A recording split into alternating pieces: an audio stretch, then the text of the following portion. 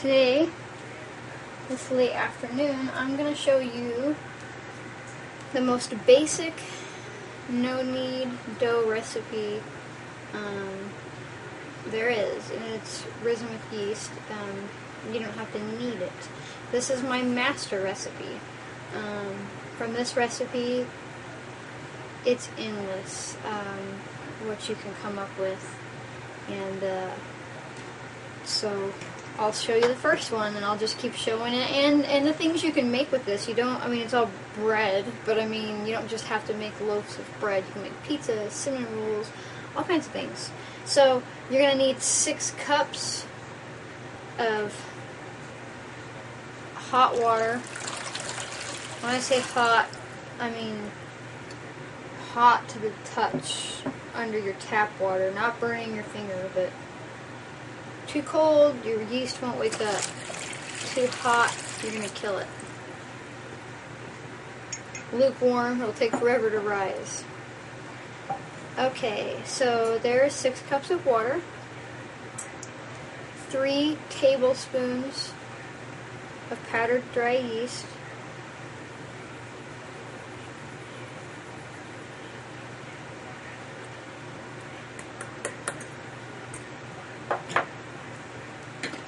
we're just going to give it a good stir.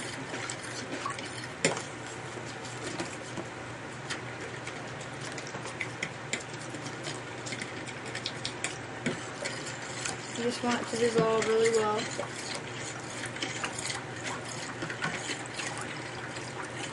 I do a double batch, so you can cut everything I say in half and end up with the same exact quality of dough. I just double it because we're a family of 4, and this makes roughly about 4 loaves of bread, and we can easily go through 2 loaves of bread. I've done triple batches. This will store for up to a week in your fridge, this particular recipe. Some store longer depending on the ingredients you put in it, and some have a shorter storage span, like if you were to add eggs and butter, which I'll definitely be showing you in other videos for different textures, but this is a fantastic bread. Okay, we've broken up most of that yeast. Because there's no punching down involved with this bread, you literally let it rise until it drops. You don't have to wait for this yeast to completely wake up. But I do like to get it good and dissolved before I do this, and some of you bread bakers might shudder at what I'm about to do, but I promise you this will turn out just fine. Yeast and salt are very contradictory. Salt kills yeast. However, I want you to add 3 tablespoons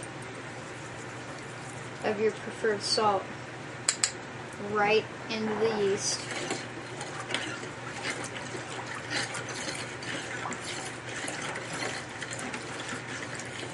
No salt, no flavor. There are breads that call for no salt, but that might seem like a lot of salt, but wait till you see the amount of unbleached all-purpose flour I'm putting in. And that's my favorite flour to work with. I find that it has a good protein and gluten amount, just enough to make about any bread. I mean, I can successfully make extremely fluffy, delicate white cakes with all-purpose flour if you pay attention to what you're doing. So now we're going to add 13 cups of unbleached all-purpose flour, and it's a little closer for you.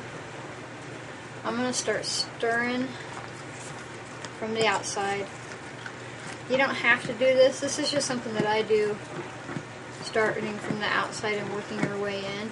But to be honest with you, for all the years I've been doing this, this was the easiest way to get this bread stirred without having to end up using your hands. You can use a mixer if you like, but it's a good workout for your arms. Now comes the tricky part. You're like, that's a lot of flour. Well, we're going to start turning it, not kneading it. You don't knead this bread in any way, shape, or form. I'm just turning it.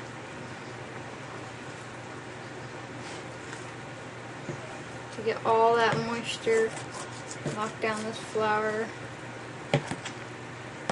Whoops. Flour and honey get everywhere, no matter how cautious you are. My grandma would say that every single time she was baking something.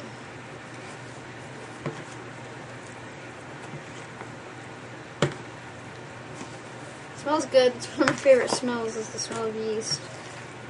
Well, baker's yeast or brewer's yeast. There's probably some fungal yeast out there that I wouldn't prefer to smell.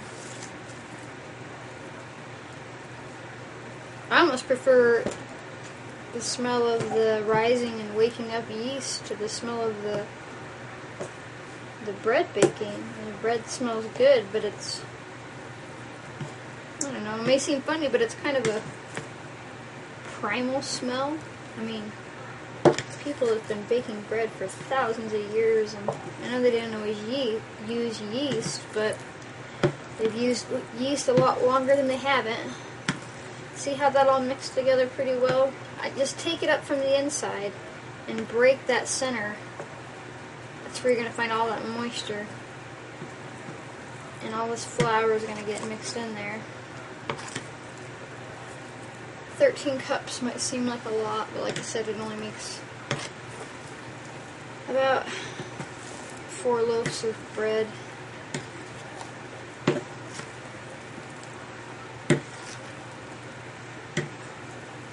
Now, I don't really see much dry flour left in there. I'm going to start doing this. This is not my favorite stirring fork, but it will suffice. If you're not going to use a mixer, you're not going to stick your, this is really sticky dough. Your hands, that's an interesting feat, but it's so messy, and it's not the most, not that I'm worried about it, but I mean, if you were to take this bread to a farmer's market, nobody wants to hear that you mixed your hands in with a bunch of really sticky wet dough. It's different than kneading bread, because, well, the moisture tends to take skin cells off your hands. I don't mean to gross you out, but it's true. So you see what I'm doing here. This isn't, when I learned how to do this, nobody told me to do this. It's just something that I've done, and I find that helps it raise a little bit better, more evenly.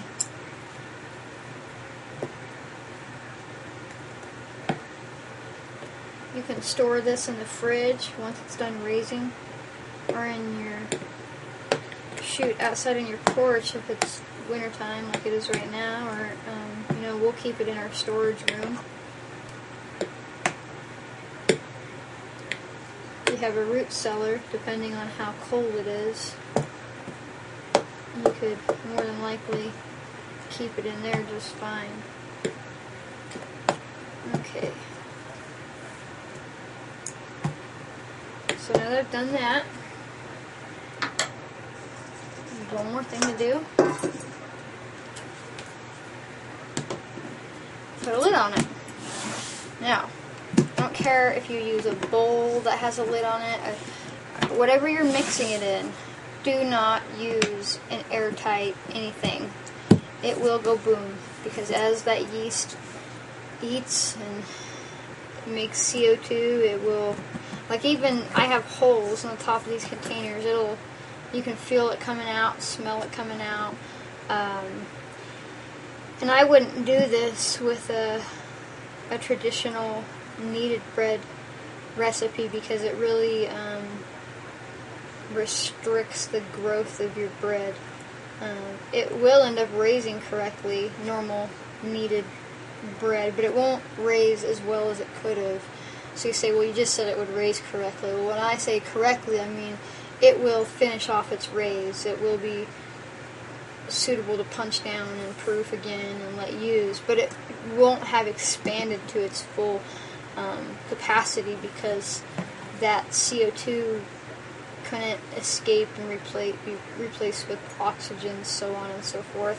So this is going to double in size in about an hour and a half to 2 hours. Sometimes it goes like crazy.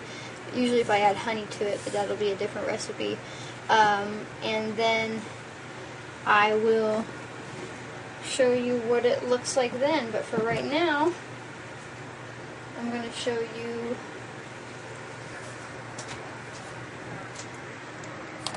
if I can get bear with me here. So that is how flat and low and unraised it is at, let me look at the time, it's 2:45 right now. So this is 2:45. I will show you when it's done raising and tell you the time so you can see how long it took. Alright, we'll see in a little bit. Okay, it is now 3:58, and if you remember, I put this concoction together, or was done with it, put the lid on it at 2:45, so that's pretty much an hour. And in an hour, it has raised really well. You can see the wonderful air pockets in there, and it's that raised around the whole thing.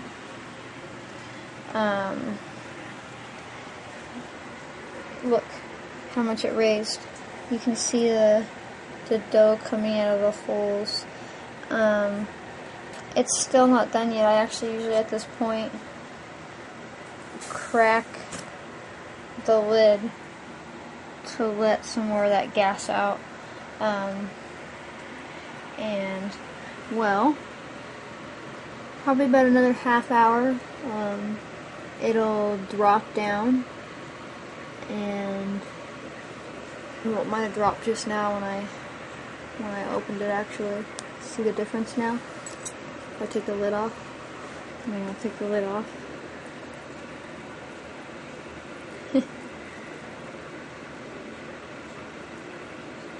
No, it's not quite ready yet. That doesn't hurt it none. It'll raise back up. It's not like punching it down or anything. You can feel the heat coming out of this container. But I'll show you what it's like when it has dropped back down on its own accord. And then let it get cold, and I believe tonight we're having pizza. And I'll show you how to make bread with it too. So, alright, well, we'll see you probably in a couple hours, because I'm going to actually let it get cold so I can cook with it. So, okay, see ya. Okay, we have completely risen and dropped, and I stuck it outside in the cold. See how it didn't completely stick to the lid, how it did last time? So, you can even see on the sides where it dropped.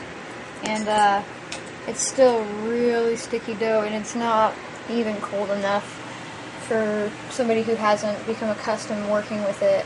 I've been working with it for so long that I can kind of manage it when it's not quite cold enough. But what you're going to want to do after it drops like that is stick it somewhere cold for, overnight. At least, 5 or 10 hours.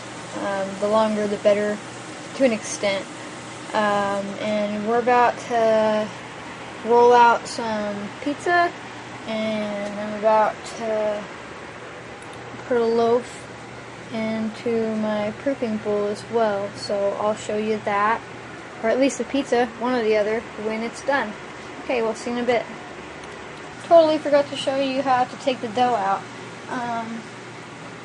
I'll show you again in a later video when the dough is colder.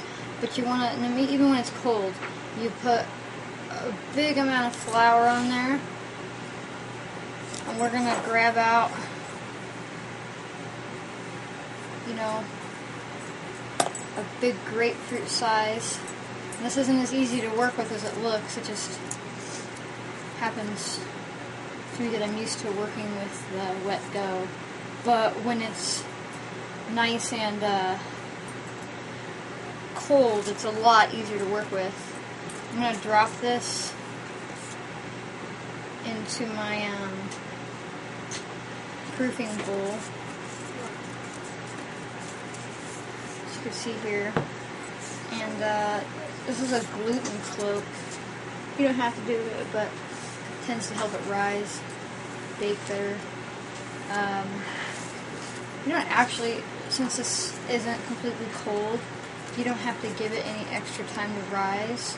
But I'm going to, because with my proofing bowl, I'll get these neat rings of design on it.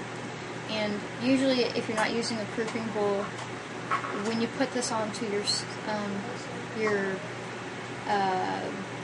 pizza peel or whatever you're going to use to slide it onto your stone, or you can just cook it on a cast iron pan, or even just your cookie sheet, you want to slice the top of it, you know, either 3 across or an X, so it can expand. But this I'm actually going to flip upside down onto the stone after our pizza's done cooking, and it'll have these neat rings as the top of it. That'll be the pattern of it. So anyhow, I thought I'd show you that. So, but off to making pizza I go, and we'll show you that when we're done, okay? Here's the pizza before it goes into the oven. I figured I'd show it to you. It's sorry, I get this on a tripod. It's on a tripod and hard to move around. We just made a barbecue chicken pizza with pineapple and green onions, and we put mushrooms on there, and chicken, and Colby Jack cheese, and we're going to slide it into the oven. You can put whatever you want on your pizza. I'd say the first time, make sure your dough is cold all the way when you're working with it, or you'll get frustrated. And I'll have a pizza peel. I think they're kind of, if you come across one for cheap, like a few bucks, get it, but other than that, I find them to be an extravagance. This cookie sheet with fine cornmeal on it works just the same, getting it in and out. So alright, well, we'll show you the pizza when it comes out of the oven. Alright, here we are, 30 minutes later at 400 degrees on a hot pizza stone. We have homemade pizza, and well, that's that, and maybe I'll be able to show you the bread too, but I got 2 more pizzas to make. So I thought I'd just show you this real fast. You can do lots of stuff with this dough. It's worth learning. Here we have a final product of a beautifully misshapen artisan loaf bread. But it'll never come out looking perfect, and that's what's so perfect about it. I've got this on the tripod still. Well, you can do this in a loaf pan too. Let it rise in a loaf pan. And if you're rising from it being cold, that's after the initial rise, you want to let it sit for about 35 minutes in a moderately warm area. We had a blowout, which happens on occasion, where part of the dough pushes up and you get this big knot, and I broke it off and ate it with butter. But that lets you, let me turn it so it's in better light. Just going in circles around this bread. That lets you see the wonderful texture and interior that this bread has. It makes great pizza, as you saw just a little bit ago. I love it. I love it so much. It's good bread. You can always add, subtract 2 cups of the unbleached all-purpose flour and add 2 cups of whole wheat flour or rye flour or whatever flour you'd like. I'll go into depth on a different video of how to do all whole wheat breads. Right now this loaf of bread costs us about 30 cents. And we will eat it all here shortly. They're waiting. You want to wait a good 20 minutes before you hastily cut into your bread, because it lets that crust develop, and it actually continues to cook. And a lot of people think when they'll cut into their bread really quick when they pull it out of the oven, and they'll say, oh, it's undercooked. Well, for one, it's probably not undercooked so much as you didn't let the moisture escape from it. As it cooled and the moisture draws out of it towards the crust, which makes a good crust. And, well, odds are if it is doughy, you undercooked it. But it can seem doughy when you cut it too warm, because it's just still so moist. And so even though I cheated and I pulled off the blown out part that was right here, but that didn't affect it because I didn't cut it. So just don't cut, and it's hard to cut anyways. You want to give it a while before you cut it. So anyhow, that is my basic recipe for no-knead bread, and it's so easy to do. And I'll come show you real fast. We already used that whole container of bread, of dough, excuse me.